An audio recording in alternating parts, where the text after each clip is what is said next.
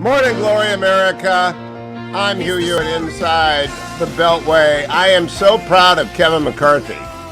Now, the GOP leader set a record last night.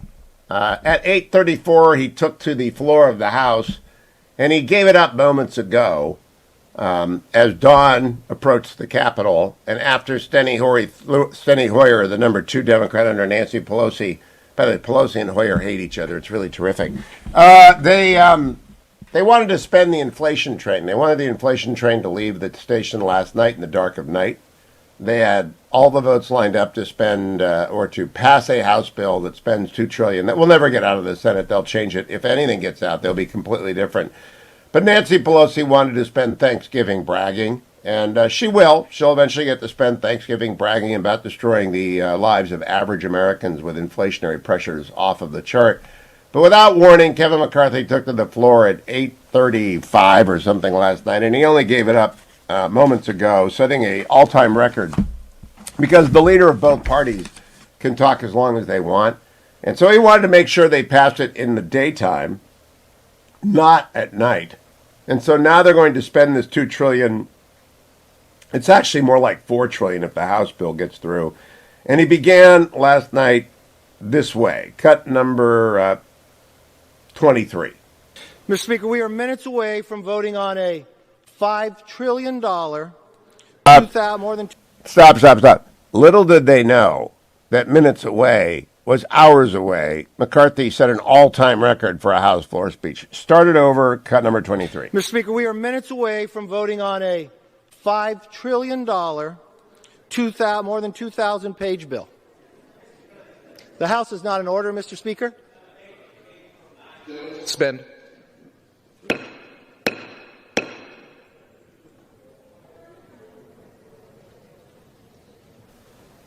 Gentleman's recognized. A bill that the White House Chief of Staff recently bragged is twice as big in real dollars as the New Deal was. Mr. Speaker, I just listened to Congressman Neal to build up the institutions. I've heard that in a lot of different countries that are a different philosophy than America. Let that sink in for 1 minute. Mr. Speaker, the House is not in order. Gentleman will suspend.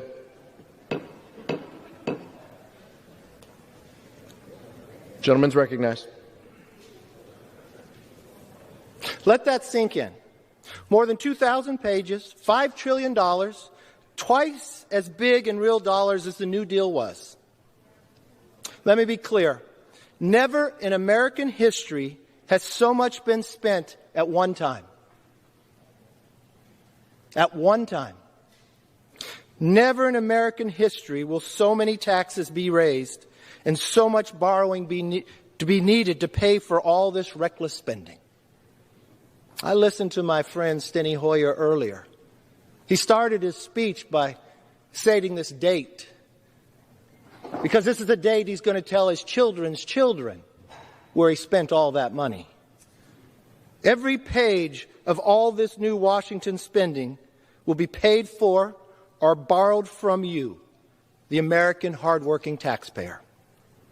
Every page of this new Washington spending supports more waste, more fraud, more abuse, and more corruption. And every page of this new Washington spending shows just how irresponsible and out of touch the Democrats are to the challenges that America faces today. Nowhere in 2,000 pages and $5 trillion in spending are measures for more efficiency, better results, or just genuine accountability. This is the single most reckless and irresponsible spending bill in our nation's history. He is just getting warmed up, friends. Let's go to cut number 24. One-party rule for 1 year has brought us inflation we haven't seen in 31 years. Gas prices the highest it's been since the last time President Biden was down at the White House. A Thanksgiving that's going to cost you more at any time in your life. A border were 1.7 million encounters. A border between February and October that more people have crossed than 2018, 2019, and 2020 combined.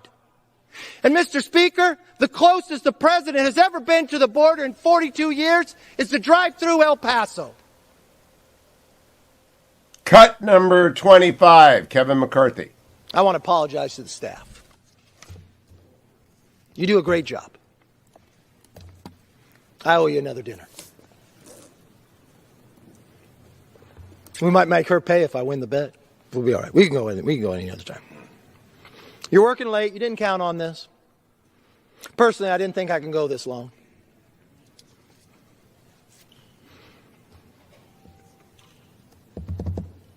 Madam Speaker? Well, she couldn't tell me, could she? She couldn't tell me how long. My 1 minute is almost up. And how long was the other one? 8:07. How long have I been? 7 more minutes. You got to go to 5:10. Oh, I got to go 5:10? No. Longer 5. You're over. You're over. I'm over? You hit it at 4:47. 4:47. Okay. New record for a speech. New record for a speech. Let's go to the end of the speech. Cut 26. She decided it wasn't worth their time to hear how their fellow Americans will be affected by this bill. But that's exactly what the Democrats don't understand. It's not about them. It's about you, the American people.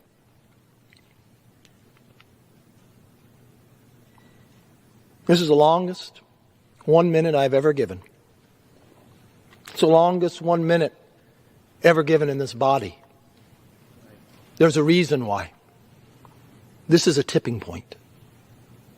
This is a point of not coming back from. The American people have spoken, but unfortunately, Madam Speaker, the Democrats have not listened.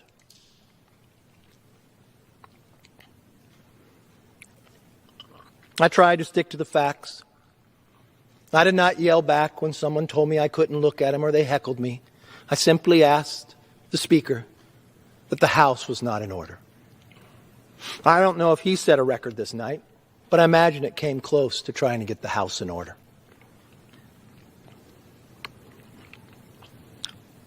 There's been times in people's lives where they act emotionally when they don't want to hear the truth coming at them. I don't know if that's the reason why people acted the way they did. It could be.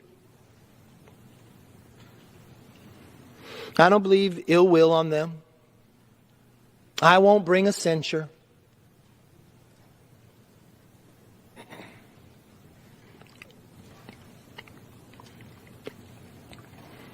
I'm not sure if they'll be back here next time.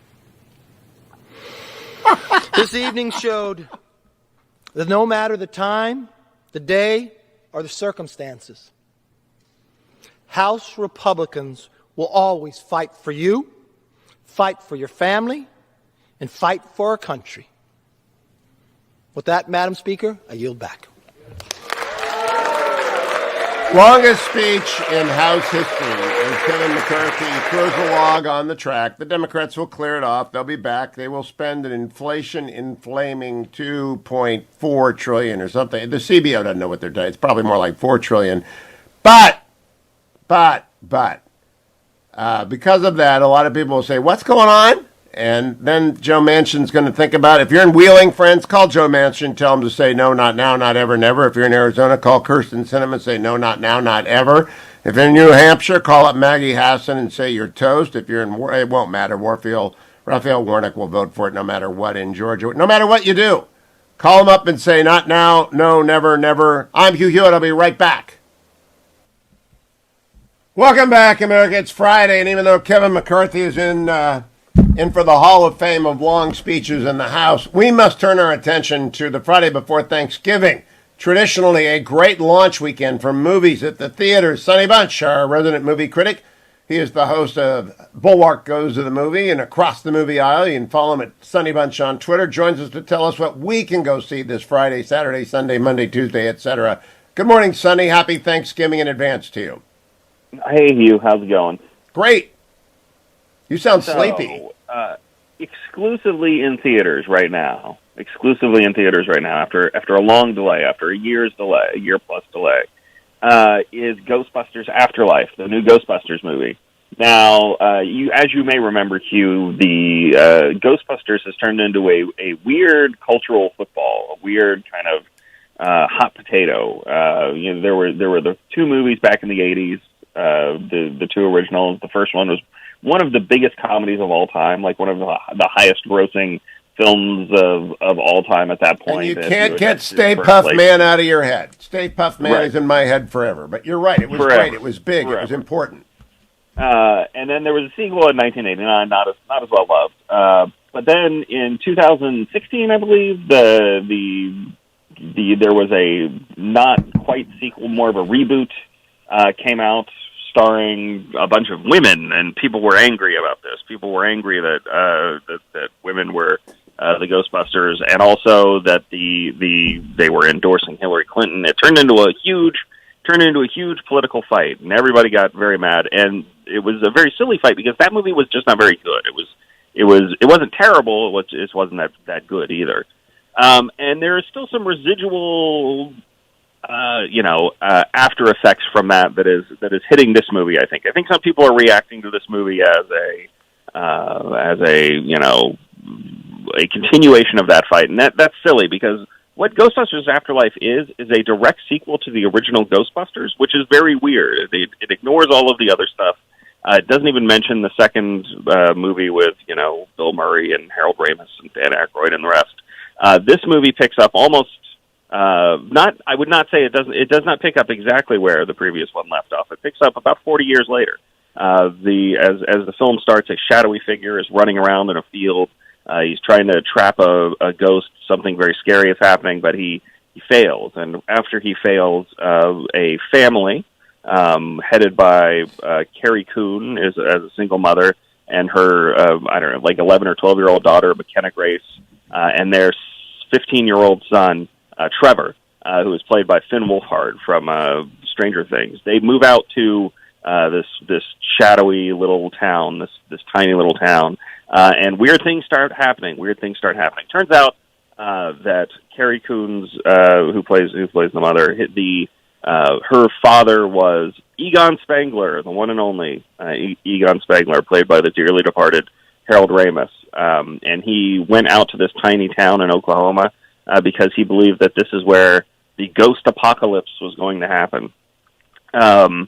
And all the Ghostbuster stuff happens from there. So look, I don't want to spoil the plot of this movie because it does something both very interesting and very weird in that it plays very much like a beat for beat remake of the first. That's all I'm going to say about that.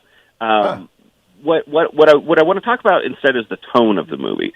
So if you remember the original Ghostbusters is basically a workplace comedy, right? Yes. It's like almost a blue collar workplace comedy, even though it's a bunch of college professors who start this ghostbusting thing. But it is very much about it's about starting a small business. It's about getting it going. It's about hanging out with your friends and working and trying to find new customers and people not quite being into what you're doing. It's again, I watched it recently. I watched it a week or two ago, and it is a sci-fi comedy, yes, but again, it feels more like a workplace comedy than anything else. This new one, tonally, is more like, you remember that run of Spielberg nostalgia movies that we had?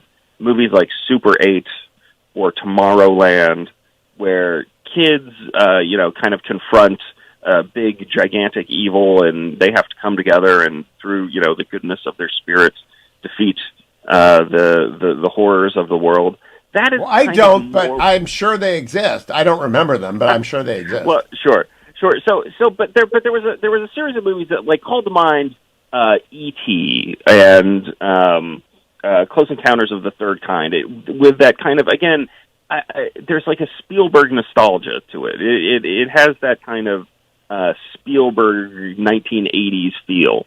And this movie feels much more like an early to mid 1980s Steven Spielberg film than it does a Ivan Reitman comedy. Of course, Jason Reitman, who is the son of Ivan Reitman, is the director of this, so you would think it might feel more like an Ivan Reitman film. Right. But it really feels like an early 80s Spielberg movie, which is, again, there's nothing wrong with that. Those are great movies, and this movie is funny, it's entertaining, it is sweet, it is almost cloyingly sweet, it is manipulative in certain ways. Everything I like about a movie. Yes. Well, I mean, I hesitate to strongly recommend this movie, but I can't dismiss it either.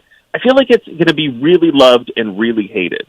And it's going to be really hated by the folks who hate feeling manipulated, hate nostalgia plays, because this is very much a nostalgia play. I mean, you don't go about more than 3 minutes in this movie without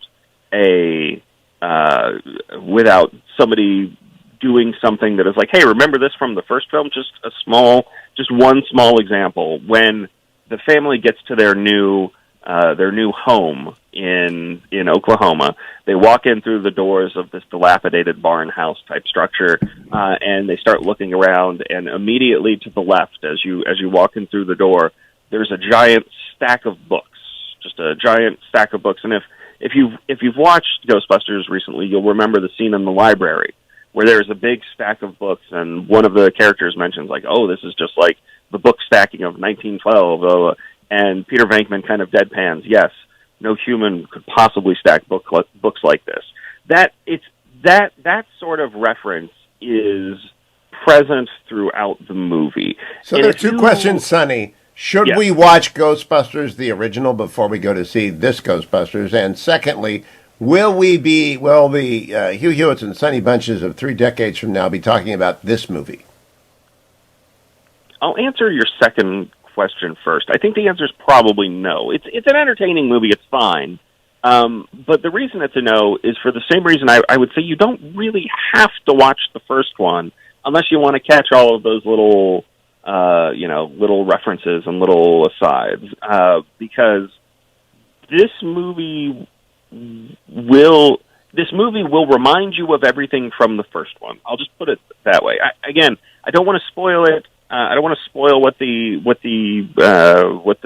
why I keep saying this, but it is going to remind you very, very much of the first one, just kind of beat for beat on both a plot point. And they had sold that in the trailer.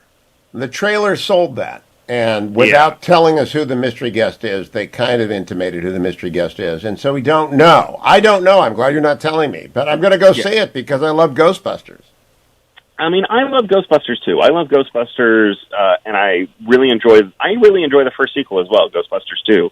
So I am a Ghostbusters fan. I mean, I grew up watching the cartoons. I grew up, rewatching the original Ghostbusters on VHS all the time. I have a lot of nostalgia for it, which is why, again, I didn't hate it as I was walking out of the theater, but I could absolutely see why folks would hate it. I mean, this is a movie that is, again, I think it's going to be very polarizing, but not for the reasons that the 2016 iteration was polarizing, which got wrapped up in a dumb fight about politics.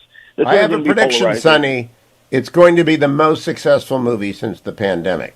Because anyone can go to it, doesn't matter what age you are. It's Thanksgiving. People haven't been to a family movie. And there was a tradition in our family until the virus arrived that we spent every Thanksgiving and Christmas in a movie theater somewhere after all the festivities. People have been dying for a family movie for a long time on a holiday, and they get one after 2, maybe 3 years. Yeah, I mean, that's possible. There is an economic argument to be made that this is going to be a big hit. I think that I'll be honest, I think it's probably not going to be that big, Hugh. I think it's going to be, a solid, I think it will have grossed less than $50 million before the end of the weekend. I'll put it that way. What's the biggest movie that we've seen, box office, theaters only, since theaters reopened? The biggest theatrical only opening since theaters opened, I believe, is or well, domestically anyway, in the United States and Canada, is Shang-Chi and the Legend of the Ten Rings. I'm pretty sure that's because I'm going to divide all box offices into PV, pre-virus, and CV, or AC, after virus. And the reason for that is that not only did the virus come along and change everybody's movie consumption habits, but streaming came along to do the same. So 2 meta events happened to movies in the last 2 years. Yeah, I mean, for example, there in theaters and on HBO Max right now is the new Will Smith movie, King Richard, about the father of Venus and Serena Williams, and his effort to get them to be the best tennis players in the world.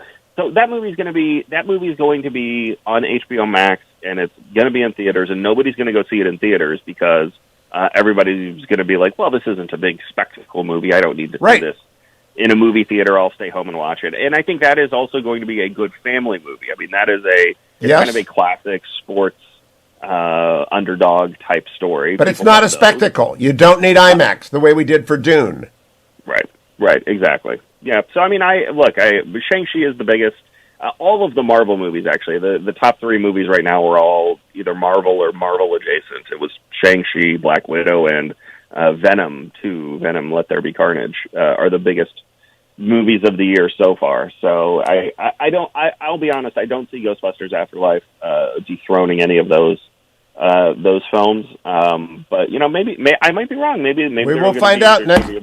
We will find out a week from Friday. We're not on the air next Friday, celebrating Thanksgiving at the movie theaters of Coast. So, Sonny Bunch, you and yours have a wonderful Turkey Day and a great. We're thankful for your contributions every week, and I hope that have you covered it at length at Across the Movie Aisle and Bulwark Goes to the Movies.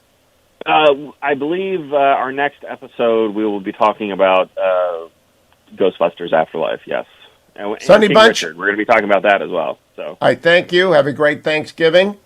Be well. All of you out there, have a great Thanksgiving.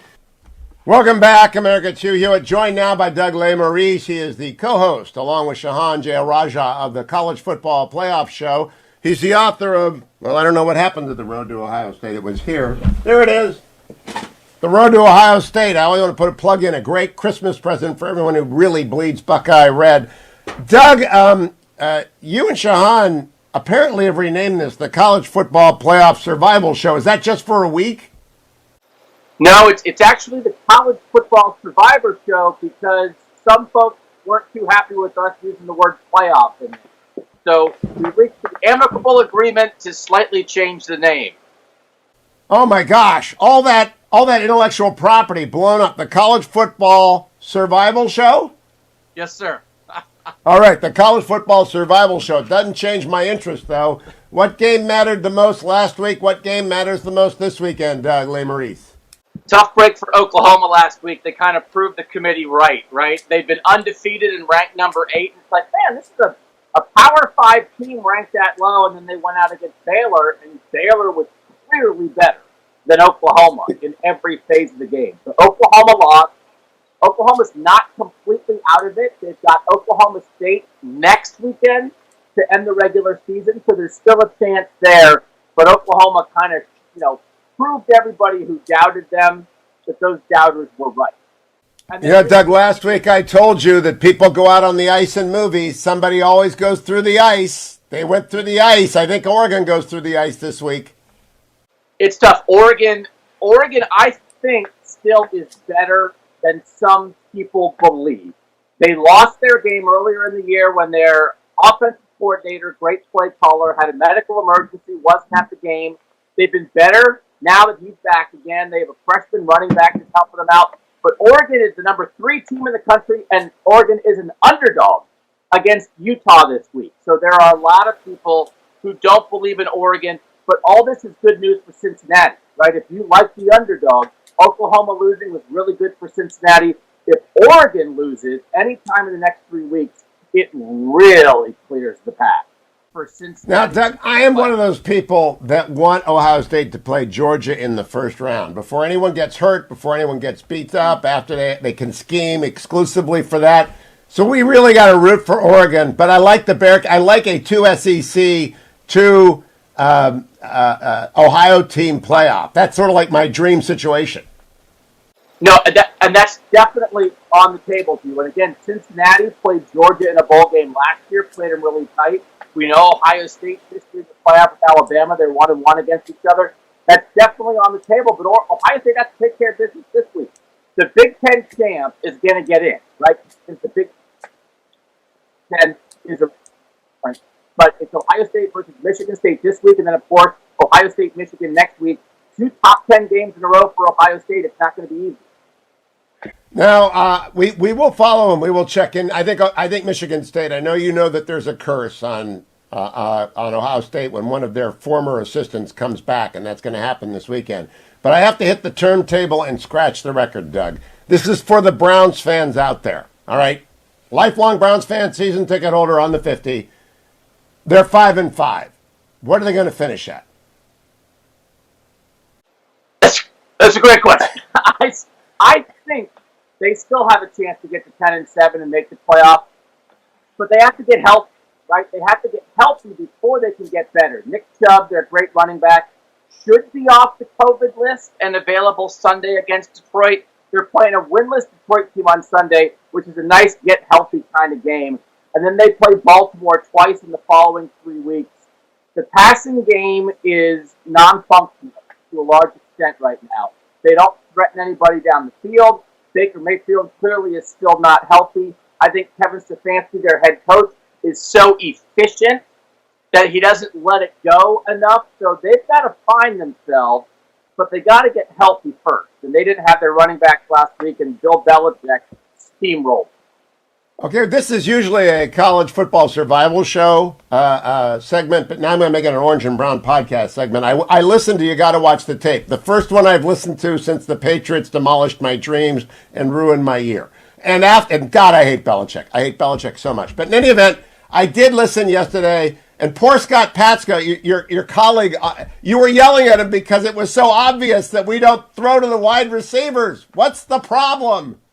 Yeah, it's like, his point is, hey, this is the deal. This is how Kevin Stefanski coaches. And I said, well, that's not an excuse. Just because you know you don't do it doesn't mean you shouldn't do it. They've got to find a way to threaten defenses down the field. It opens everything up. So we know he has a style, but David Njoku remains a really dangerous tight end. They have a lot of receivers who are hurt too. Anthony Schwartz is out this week. Donovan Peoples-Jones might not play. They've got to try somebody down the field. I think maybe it's David Njoku this week. But sometimes after I listen to that, I think they're going to play 10 in the box with 1 deep safety this week against the Browns. Hey, Doug, have a great Thanksgiving. I will talk to you in 2 Fridays because we're not on next week. And by then, the world will have changed and we will know everything we need to know. Go Bucks, beat Michigan. Take care, Doug Lesmerises. Along with Shahan Raja, I got it wrong. Shahan is the co-host of the College Football Survival Show. That's a great podcast. You should listen to it. You should come back for hour 2 of the Friday edition of the Hugh Hewitt Show. Good morning, Glory, America. Bonjour, hi, Canada. I'm Hugh Hewitt, live inside the Beltway where Kevin McCarthy stayed up all night speaking on the House floor to make sure that Democrats pass the biggest boondoggle in House history in daylight, which they will do after 8 o'clock sometime this morning.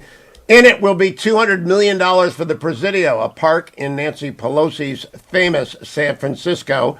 San Francisco has 900,000 people. It's going to get $200 million for 1 park. J.D. Vance is running for Senate in the great state of Ohio. Good morning, J.D. How are you?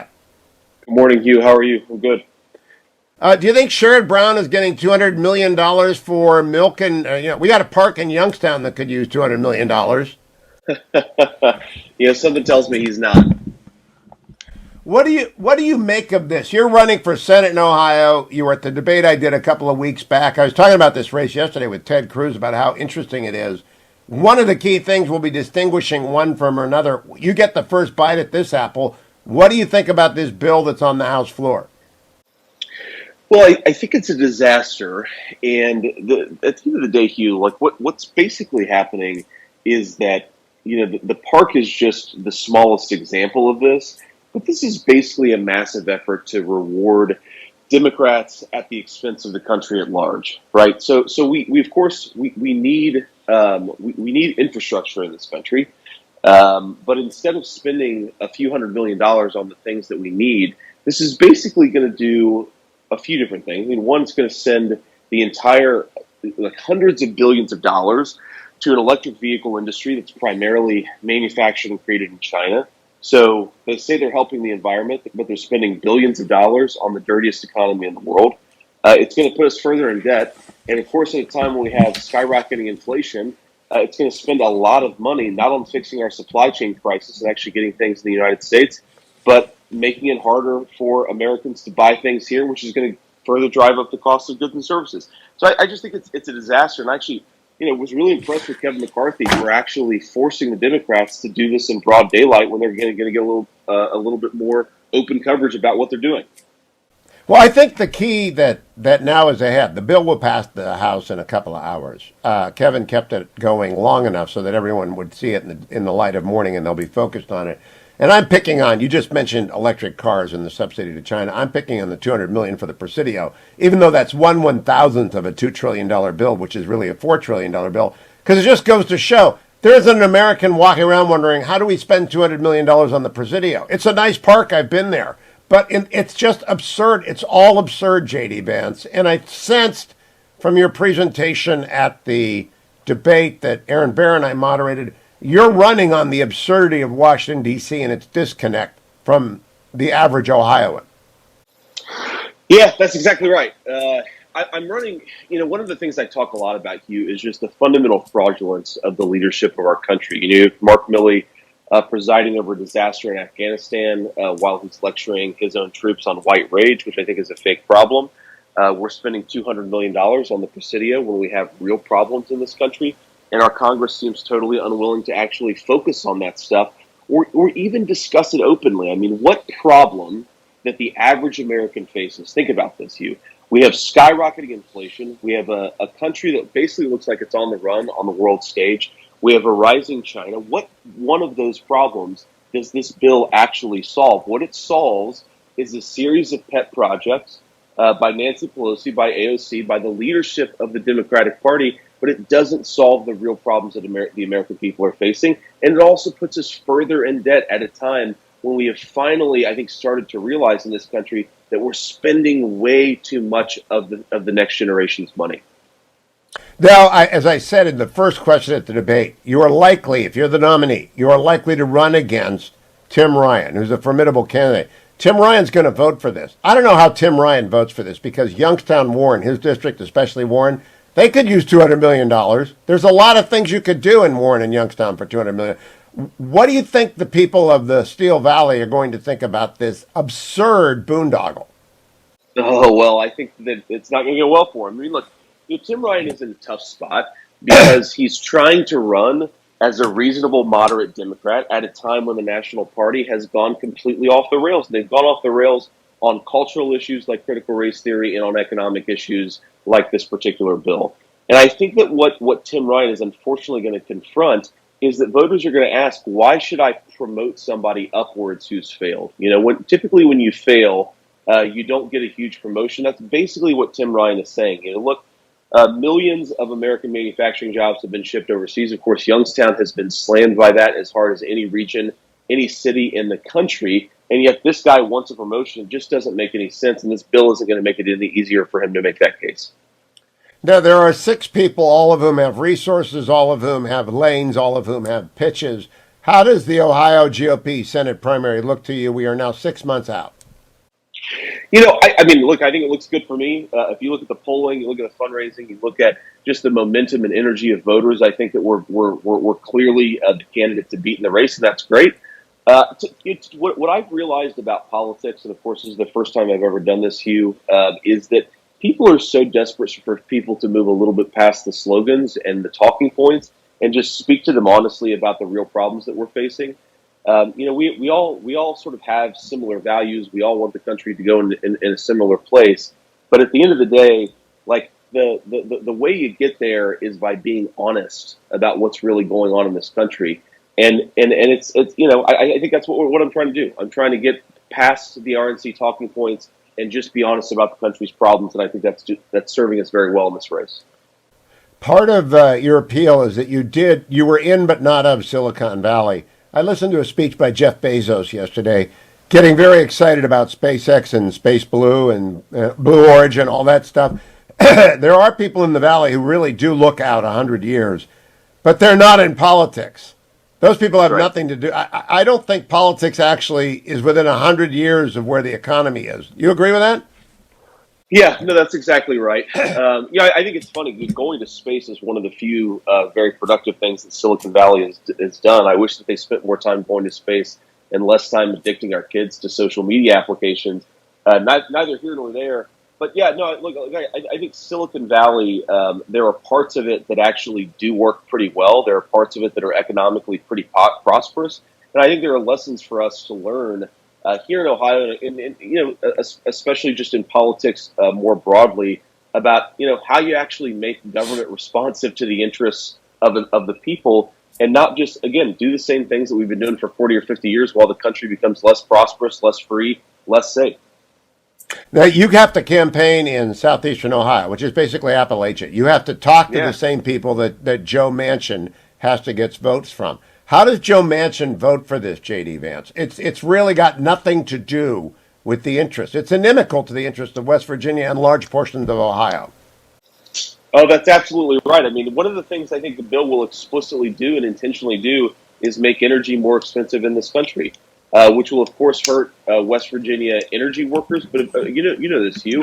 The energy issue is primarily a manufacturing issue. The manufacturing economy cannot survive without cheap, affordable energy. So this is terrible for West Virginia. I'm hopeful Joe Manchin doesn't vote for it. I mean, it seems like there's a lot of hope that he doesn't move forward, doesn't vote for this bill. But I think we're going to find out the hard way.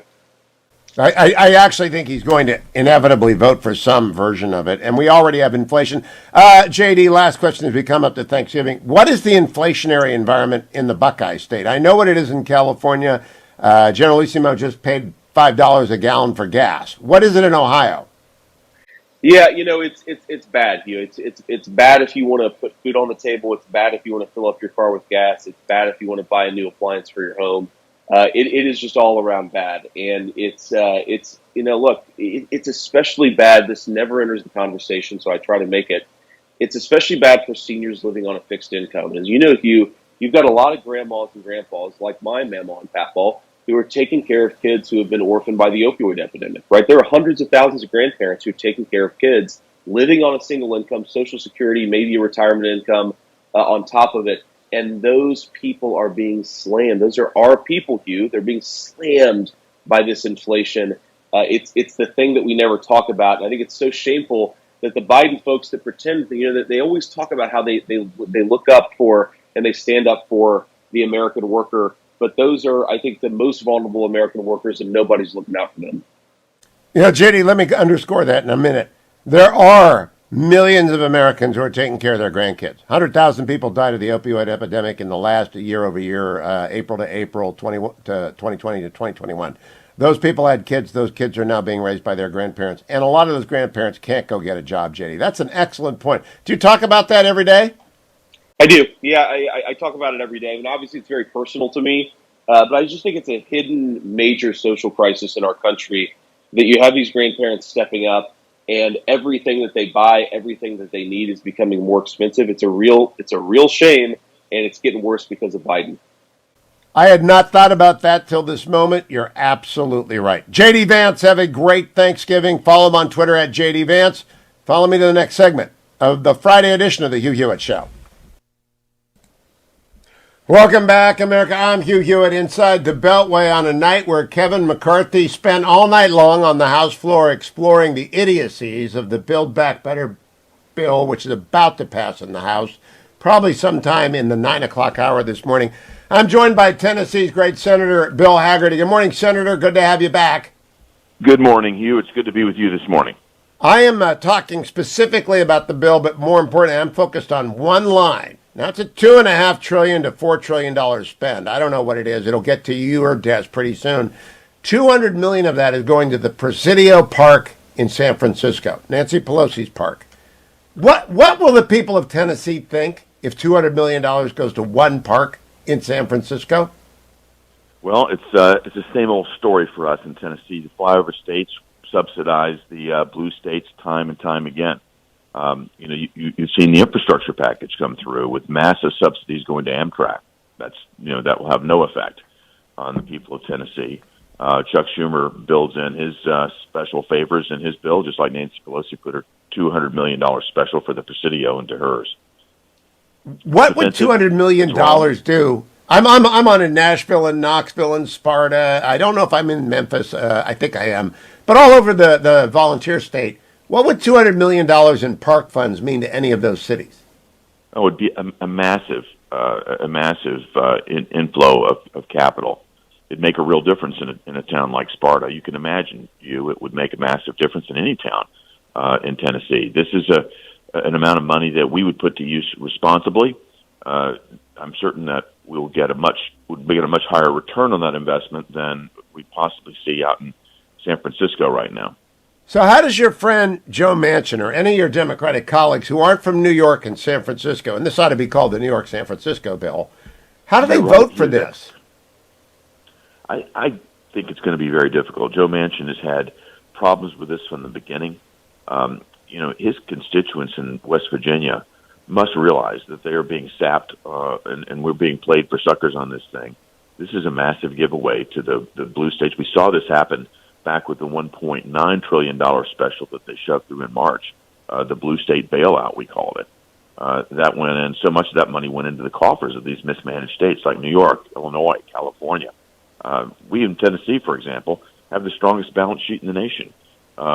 We have been subsidizing these mismanaged states forever. It's not fair to expect taxpayers in West Virginia to be bailing out constantly these states that have, continue to implement poor management and socialist programs, and we're just expected to tote the note for all of that. You know what I don't get? You've got a good congressman down there by the name of Jim Cooper, who's the brother of my friend John Cooper, who's the mayor of Nashville.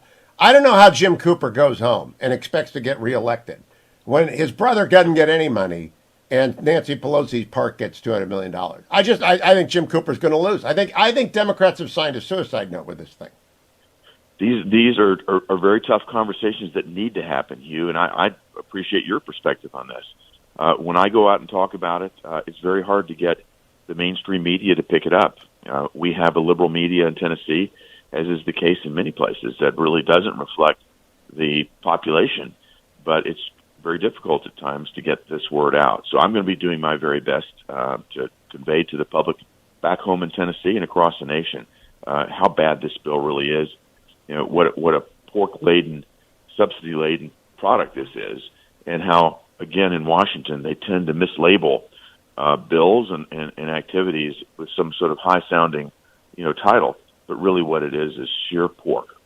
You know what's interesting about this one, Senator? Because it's a 50-50 Senate, every single Democratic senator owns every single line of the bill that eventually comes through.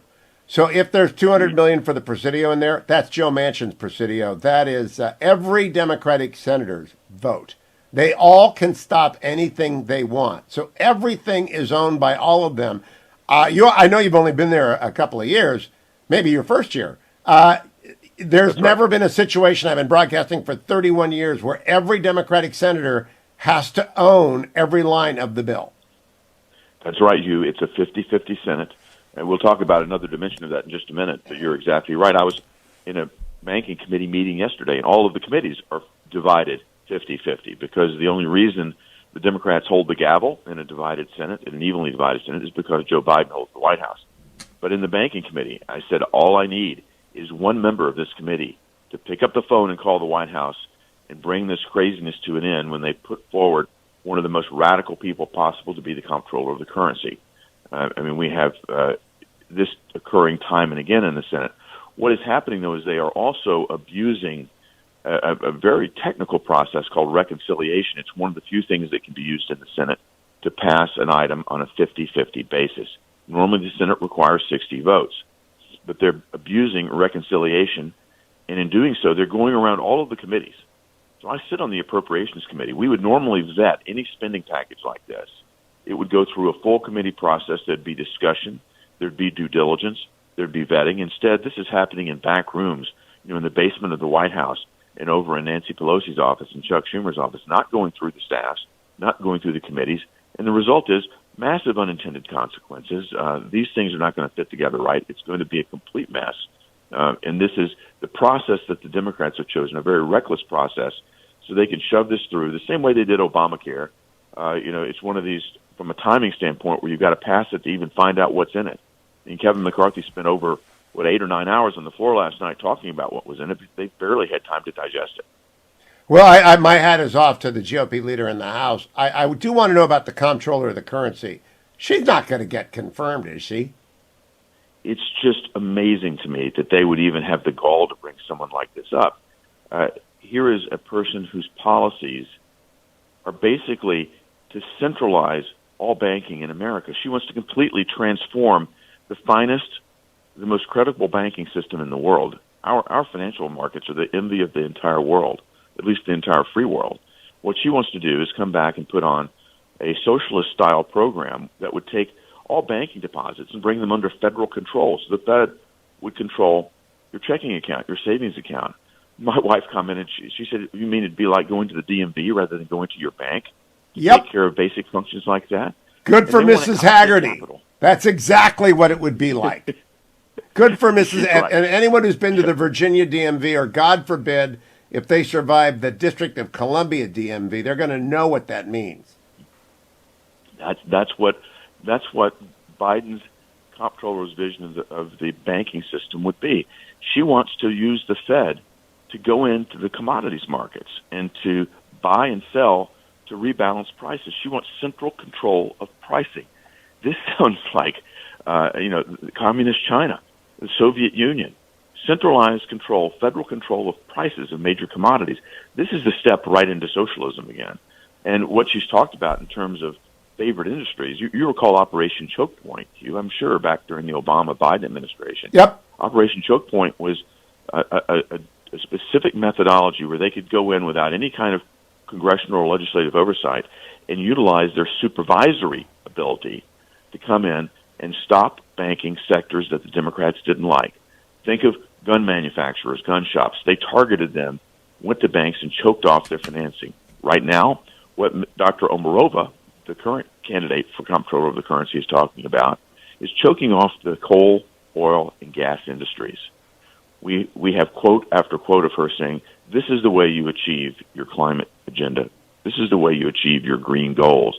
Let's just go in and starve these companies for capital. We're in the middle of an we're in the middle of an economic crisis, but we're in the middle of an energy crisis right now, precipitated by Joe Biden coming in and cutting off the Keystone XL pipeline, stopping all the drilling in federal lands. Everyone here in America knows that our gas prices have gone up $1.50 at the pump. Gas prices are at the highest that we've seen since well before President Trump took office, and everything is going even higher. And here she is coming in and saying that, well, we could just utilize our supervisory capacity to put pressure on banks to not lend to these disfavored industries. And she'd have 2,400 warriors in her army. These are the bank examiners with $1 billion war chest. That's what she could unleash in the banking system. This is who Biden is putting up to be the comptroller of the currency, one of the most important positions in the land. And Senator Hagerty, I want to close by going back to this bill. You've got Mark Kelly, Maggie Hassan. You've got senators in Nevada and Georgia. You've got incumbents. They're going to own every line of the bill that comes out of the House. Tough vote. Tough vote. It's crazy for the House Democrats to vote for this unless they were planning to retire like Nancy Pelosi. Because Americans are very common sense people. And $200 million for a park. So is your team going to work around the clock so that next week, we're less than a year from the Senate election that will give control back to Leader McConnell, put you in charge of a few subcommittees, raise up every Republican. But are you going to get a list? I need a list of the 100 stupidest things. The Presidio will be on the top of that, but every Democrat is going to own every piece of that bill. You're exactly right, and it's our job to hold them accountable to it. And I tell you, I had a tough time with the Republicans that enabled that infrastructure bill to pass through, because that was the gateway to accomplish this. And you may remember, Hugh, back in August, I fought like crazy to block the infrastructure bill over in the Senate. It made me quite unpopular. But, well, I actually would have voted for the infrastructure bill because I thought it would stop this. And that was supposed to be highways and roads, not the Presidio. But, Senator Hagerty, you may have proven to be right. I want to thank you Well, and have a great Thanksgiving. Where are you spending Tea Day? Always great to be with you. Always great to be with you. Thank you. Great Thanksgiving to you as well. All the best. Thank you, my friend. Be well. I got to get to Paul in San Francisco because it's his park. Paul, what do you get for $200 million? You get a big bureaucracy. When the Presidio was ceded to the city, essentially to the city of San Francisco, the caveat was that they would have to be self-sustaining. There is a Arnold Palmer golf course in the Presidio. There are boutique B&Bs in the Presidio. There's high-end meetings in it. There's all kinds of money coming in to the Presidio. It is pristine. It does not need $200 million. Oh, I thought there were homeless encampments in the Presidio. Oh, no. There's too many wealthy people who live near there, like Nancy Pelosi doesn't live too far away. It's surrounded by wealth. They're not going to put up with homeless there. They'll put up with homeless other parts of the city, but not in the Presidio. There might be one or two people, but the federal cops are in the Presidio, and they don't put up with it. Yeah, it's a federal park. So my question is, who lives around the Presidio? Who's sprucing up their backyard? See, the Gettys live not too far from there. Pelosi The lives Gettys? not too far from there. They don't live too far from there, no. Oh, my gosh. I can't wait to find out who's getting a backyard do-over for $200 million of taxpayer Well, I don't money. know. Yeah, it's in the northwestern part of the city. It's right near the Golden Gate Bridge. It's called the Pacific Heights area. It's right around there. Oh, I know it. I had forgotten the Presidio bordered on it. Thank you, my friend. Poet laureate of the Hugh Hewitt Show, Tarzana Joe. Hello, Joe. Hello, Hugh. Are you happier? Well, I'll start this poem in one way, and then I'll go in another direction and see if you can follow me, or will follow me. Not can, you will, but it's up to you. Maybe I should start the poem. Is there a bridge involved? Because if there's a bridge, I'm not... No. Okay, go ahead. My best friend is the postman, and I greet him without fail. I love those cards and letters that keep coming in the mail. Bills show up with frequency, but I don't find them numbing. It means I've done my part to keep this country's business humming. Politicians send me screeds about opponents' failings and ask me to contribute to the next round of their mailings. Some solicitations put my conscience in a pickle. If I don't give, I'm guilty because they sent me out a nickel. But one thing in the mailboxes across our fruited plain is regularly greeted with aversion and disdain. County clerks throughout the lands must scour their dominions to find a dozen citizens to render their opinions. You check the date quite anxiously, then instantly calm down when you suddenly discover you'll be ill or out of town.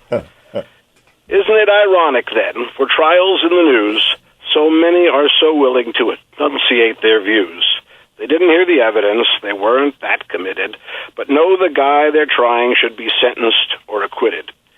You get the kind of system and the justice you deserve. So when you get the summons, it's a good idea to serve.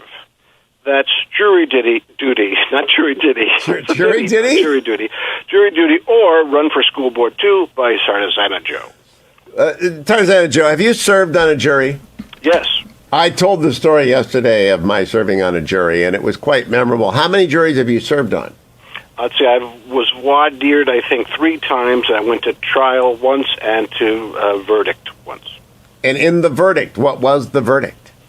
Am I allowed to say that? You're the attorney. Yes, it was. Yes, you're allowed to say. Just don't tell us the name of the trial. It was a very serious trial, a very, very violent crime, and it was a guilty verdict. I was in one of those, and as I told you yesterday, the audience will know, we had a hung jury 11-1 after 2 weeks, and it was not 12 Angry Men, it was 12 Three Stooges. It was really quite remarkable. You can never underestimate the dumbness of the dumbest person of a jury. It's just not possible. Did you have that experience? No, I didn't at all. It was as serious a group as I've ever been with, and I was very impressed. It was a long trial, 2 weeks. Were you I was in a 2 week. Were you the foreman? No, I was not. Oh. Did you watch 12 Angry Men ever? Many times. As a matter of fact, just 2 weeks ago it was on, and I watched it. I can't help watching it because there's so many good performances there. So it was the first time I ever watched it. I watched it like 2 weeks ago as well. And first time I've ever seen it. That was not my experience. Well, it just shows that diversity of the system. What is it? I think it is in the Burr, the book by Gore Vidal. He calls the jury system 12 men bad and false. Ah, there you go. Well, now look, everyone who needs a poem about jury service should call TarzanaJoe at Reagan.com. TarzanaJoe at Reagan.com. Email TarzanaJoe at Reagan.com. And if you need a poem for any reason whatsoever, you write Joe at TarzanaJoe at Reagan.com. Joe, is business going through the roof as inflation spikes? There is no inflation in the poetry business, and business is good. I think you should raise your rates as quickly as gas goes up. I'll put a surcharge on there because a lot of my poetry does include gas as well. That's what I'm saying. If you're using gas, you ought to be passing that along to the customers. TarzanaJoe at Reagan.com. All of the poems, including this one, will be at TarzanaJoe.com. Thank you, Joe. Thank you.